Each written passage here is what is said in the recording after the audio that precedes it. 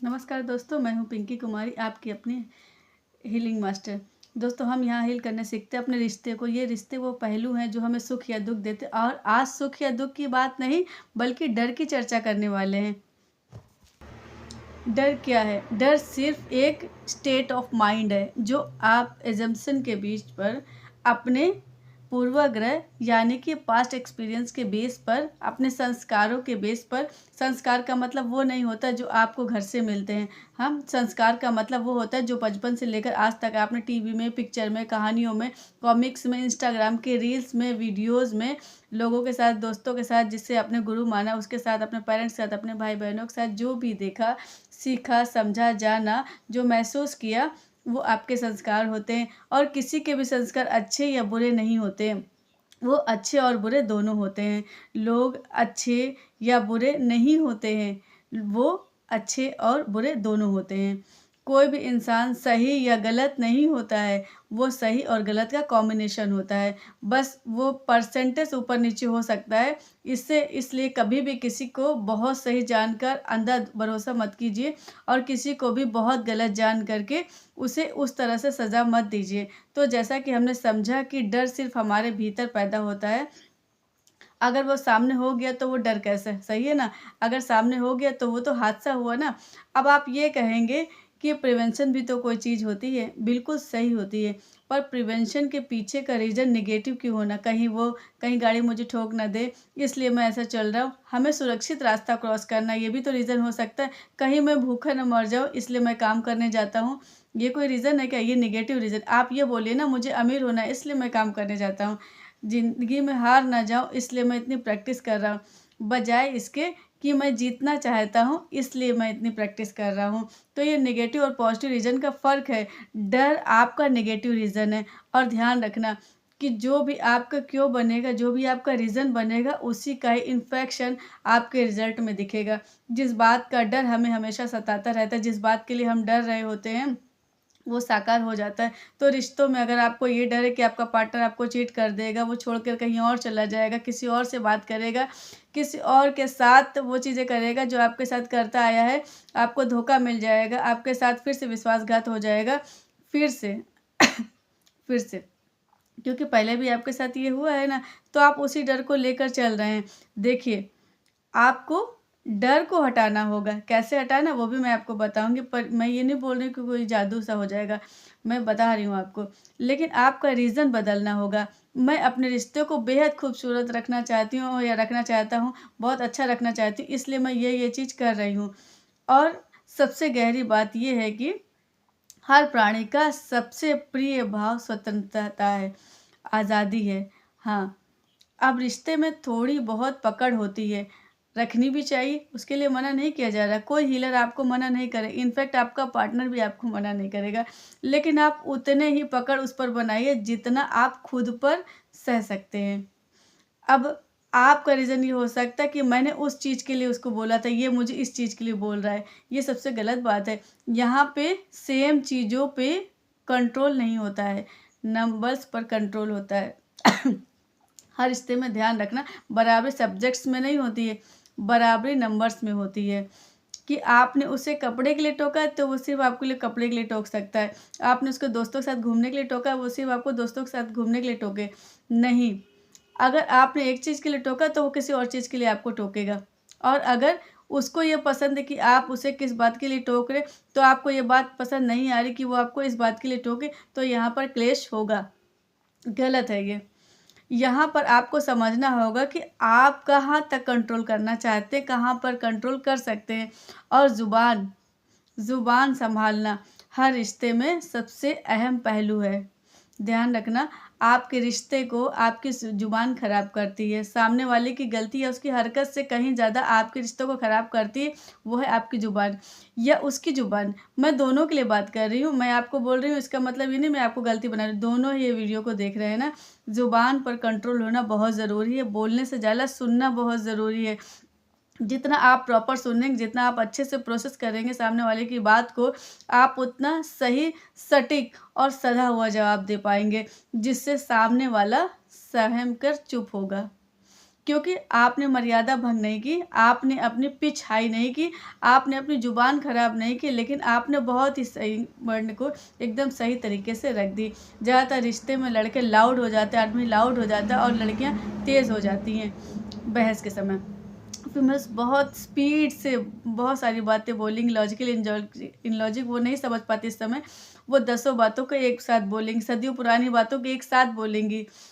Mail का दिमाग उतने अच्छे से प्रोसेस नहीं कर पाता, लेकिन वो उस चीज़ को प्रॉपर करने के अपना वॉइस लाउड करता है, वो चीखता है, वो अपना डोमिनेंस क्रिएट करने के लिए इस तरह से रिएक्ट करता है।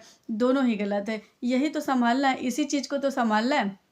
सामने वाला जब भी अपनी मर्यादा भंग कर रहा है, डिस्कनेक्ट हो जाइए, काट दीजिए खुद को। अभी ये कन्वर्सेशन नहीं होगा। जिस टाइम तुम तमीज़ से बात होगी उस टाइम तुम उस लहजे में आकर बात करो, जिस टाइम में तुम समझदारी से बात करो उस टाइम बात करेंगे, अभी नहीं। फ़ोन काटो, ब्लॉक करो, 1 घंटा, 1.5 घंटा, 2 घंटा, 5 घंटा, या जब उसका दिमाग सही होगा तब बात कीजिए। हम चर्चा कर रहे थे डर की। ये सारे डर आपकी ओवर थिंकिंग का नतीजा है। आप अजम्पशन के बीच के बेस पर डर रहे हैं, और जिन भी चीज़ों के लिए आप डरेंगे वो साकार होगी, जैसा कि मैंने आपको बताया, क्योंकि यही लॉ ऑफ अट्रैक्शन है। आपका वाइब्रेशन कहाँ जा रहा है, अरेस्ट की आशंका में, कुछ गलत हो जाने की आशंका में, सोच में, तो आप बार बार अपनी ऊर्जा वहीं भेज दो। और जैसा कि हम जानते हैं कि जहाँ हमारा ध्यान जाता है वहीं हमारी ऊर्जा बहती है। हर किसी को आपका ध्यान चाहिए, और आपका ध्यान हर समय कहीं न कहीं हो रहा होता है। ध्यान हर समय घट रहा होता है हमारे भीतर। हमारे शरीर को हमारा ध्यान चाहिए, हमारे बच्चों को हमारा ध्यान चाहिए, हमारे पेरेंट्स को हमारे पार्टनर को हमारा ध्यान चाहिए, हमारा अटेंशन चाहिए, हमारे धंधे को, हमारे काम को, हमारी जॉब को, यहाँ तक कि हमारे आराध्य को भी हमारे गुरु हमें सिखाता है कि हमें अपने आराध्य पर ध्यान लगाइए। लेकिन जब आराध्य की तरफ आप ध्यान लगाएंगे तो आपकी ऊर्जा वहाँ जाएगी, और वहाँ से सैकड़ों गुना होकर वापस आपके पास जाएगी। जब अपने आराध्य पर ध्यान लगाते हैं तो उनका ध्यान भी अब तक आता है। तो ध्यान की आवश्यकता हर किसी को है। तो इसका साफ मतलब कि जहाँ ध्यान जाता है ऊर्जा वहीं बहती है, और वहीं आप कहाँ भेज रहे हैं अपने ध्यान को, डर में, अनिष्ट की आशंका में, तो वो घटेगा। अब आपको क्या करना है, सबसे इम्पोर्टेंट बात, भय से बाहर कैसे निकल आए, ये सबसे इम्पोर्टेंट बात है। जब भी भय आए गहरी सांस लीजिए, क्योंकि भय को पोषण देता है आपके भीतर के अनहैप्पी हार्मोन्स, स्ट्रेस हार्मोन्स, और ये सारे ट्रिगर होते हैं जब आप सोफे में, बेड में पड़े होते हैं। जी हाँ, जब आप पड़े होते हैं तब, मोबाइल स्क्रॉल करते हुए पड़े हुए हैं तब, आप निकलिए, बाहर निकलिए, गहरी सांस लीजिए, डीप ब्रीथ कीजिए, सुबह जल्दी उठिए। सनलाइट आपका सबसे बड़ा दोस्त है। सूर्य की रोशनी जिस इंसान के शरीर में आती है उसके सोचने और समझने की क्षमता अपने आप बढ़ जाती है। वो ज़्यादा दूर तक देख पाता है, तो ज़्यादा दूर तक समझ पाता है कि महसूस करने की क्षमता बहुत सही हो जाती है। तो सूर्य की रोशनी में डीप ब्रीथ कीजिए, इससे आपका सैक्रल चक्र यानी कि स्वादिष्ठान चक्र मजबूत होने लगेगा। इस पर हम बहुत अच्छी चर्चा कर चुके हैं हमारे अभय योगा वाले चैनल पे। इसमें आप देख सकते हैं कि सैक्रल चैनल को कैसे मजबूत किया जा सकता है, कैसे कैसे उस पर काम किया जाता है। प्रयास केवल इतना कीजिए, सूरज की रोशनी में निकलिए, गहरी सांस लीजिए, डीप ब्रीथ कीजिए, उससे आपके हार्मोन्स बैलेंस होंगे। अनहैप्पी हार्मोन्स, स्ट्रेस हार्मोन्स नीचे जाएंगे, हैप्पी हार्मोन्स ऊपर जाने शुरू हो जाएंगे, और तब आप क्लियरिटी का रीज़न दे पाओगे कि आपको किस चीज़ की डरने की आवश्यकता है, किस चीज़ की डरने की आवश्यकता नहीं। इनफैक्ट आपका सबकॉन्शियस खुद आपको सही डायरेक्शन दिखाएगा कि ये सही नहीं है, ये गलत है, ये गलत नहीं, ये सही है। इस पर देखो, आप खुद ही, आप शक में नहीं जियोगे, आप एक्चुअली क्लियरिटी में जियोगे। जो पॉसिबिलिटीज़ में है उसकी प्रोबेबिलिटीज़ को आप खोज लोगे, और जब आप कहीं शक करोगे, जब आप कहीं देखेंगे, तो वो शक नहीं होगा, आपको क्लियरिटी होगी कि ये गलत हो रहा है, और वहाँ आप सीधे पकड़ोगे। प्रॉब्लम ये है कि आपके डर में कि ये आदत है आपकी शक करने की, ये जो आदत है तकरीबन आपको हर बार गलत साबित करा रही, और उस वजह से शेर आया, शेर आया, शेर आया वाला किस्सा आपके साथ हो जाता है। देखिए, आप 3-4 बार गलत शक करके गलत साबित हुए, 5वें बार सब सही में हो रहा होगा तब भी आप गलत साबित हो जाओगे, कोई आपका यकीन नहीं करेगा। शांत मन आपका सबसे बड़ा हथियार है अपने शत्रु के विरुद्ध। धैर्य रखना, शांत मन, जितना गहरा सांस लेंगे उतना मन शांत होगा, और उतने सही तरीके से आप प्रोसेस कर पाएंगे सारी डेटास को।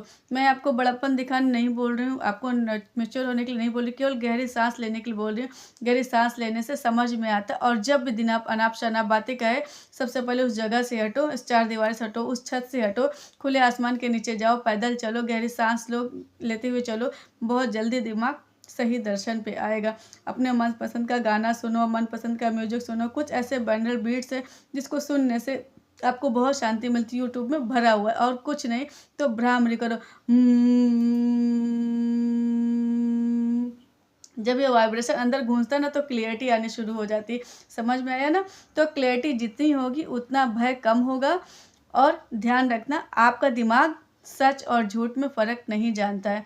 आप जिन बातों को जितनी बार सोचते हो, आपके ब्रेन के लिए वो रियलिटी बनना शुरू हो जाता है। तभी आप भी एक एक्सपीरियंस करो। आपके बगल में कोई ऐसा इंसान जो बैठा होगा, उसके थाई पे उसके बिल्कुल ऐसे मारने जैसा करो, कोहनी से मारने जैसा करो, ऐसे मुट्ठी से मारने जैसा करो, और वो एकदम से हड़बड़ा जाएगा।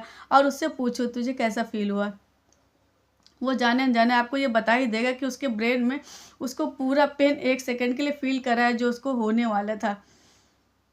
समझ पा रहे हो? डर का मैकेनिज्म समझ पा रही, डिफेंस का मैकेनिज्म है। बाकी आपका ब्रेन आपको पहले से बता दे कि ये हो सकता है तो उससे बचने के लिए क्या करना है। लेकिन ये डिफेंस मैकेनिज्म जब ज़्यादा इस्तेमाल करने लगे तो फिर रियलिटी में रह ही नहीं पाएंगे। आप ज़बरदस्ती उसे क्रिएट करेंगे। मतलब कि ये जो थाई में दर्द होने वाला था, हमारा ब्रेन उसे पहले एज्यूम कर चुका होता है, पहले उसे फील कर चुका होता है।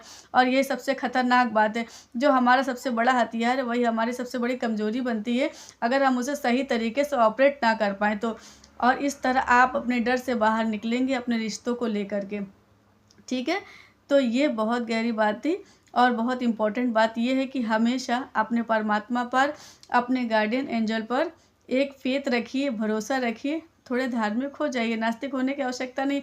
बहुत छोटी सी ज़िंदगी है, किसी और के सहारे चल जाए तो बहुत अच्छा है। उस परम शक्ति के सहारे चल लेना बहुत आसान होता है। इस छोटी सी ज़िंदगी को काट लेना, सुखों के साथ काट लेना बहुत आसान होता है। बाकी तो कर्म के फल हैं।